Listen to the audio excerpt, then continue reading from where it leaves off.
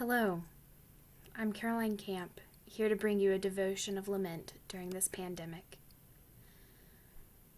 Last week we meditated over Psalm 22 and Jesus' own feeling of isolation and despair before he died. This week we come down from the cross to the grave. I'm sitting in the dark, emulating a tomb. I invite you to sit where you are and turn off the lights and join me in the darkness of Holy Saturday. The reading is from the Gospel of Matthew, chapter 27, verses 50 through 61. And when Jesus had cried out again in a loud voice, he gave up his spirit. At that time, the curtain of the temple was torn in two from top to bottom. The earth shook, the rocks split, and the tombs broke open. The bodies of many holy people who had died were raised to life. They came out of the tombs after Jesus' resurrection and went into the holy city and appeared to many people. When the centurion and those with him who were guarding Jesus saw the earthquake and all that had happened, they were terrified and exclaimed, "Surely he was the Son of God." Many women were there, watching from a distance.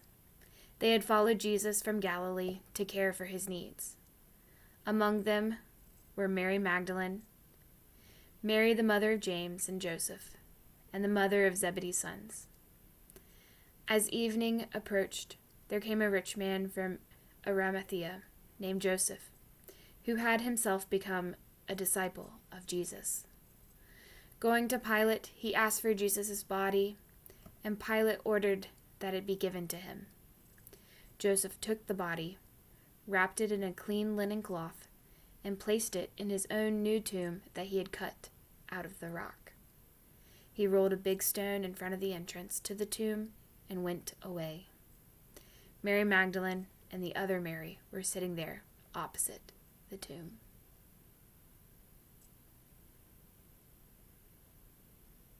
Jesus has been crucified. Here at this moment, there is no hope left for the followers. The named disciples had run away, scared for their lives and despondent that their beloved teacher was murdered. A mother weeps for her son. The sun has been blotted out and the temple's curtain torn.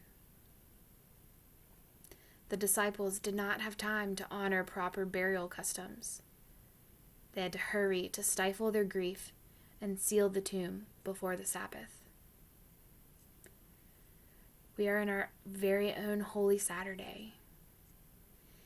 Stay-at-home orders came out in March, and we hurried to hurry up our grief. We didn't even get to celebrate Easter. And now, the pandemic is drawing out and getting worse. We are like the disciples. Our hope seems gone, and we have scattered, separated from each other, and waiting for some good news. Gospel. Even though our situation seems far from good and joyful, we have something that the disciples did not have. We have hope. We have sure knowledge that somehow, some way, we will pull through this pandemic together. We will live to see the resurrection of church and community. We will have new life and a new appreciation for the new creation. Scientists are working hard and doing research and development for new medicine. The numbers will eventually go down if we all do our part to stop the spread of the virus. Church and community will resume, and we have the opportunity to make it better than before. Equitable, just, and based in God's love. This Holy Saturday may seem dark but we have the promise and light of tomorrow. Take care, friends. You are not alone. Go in peace and wear a mask.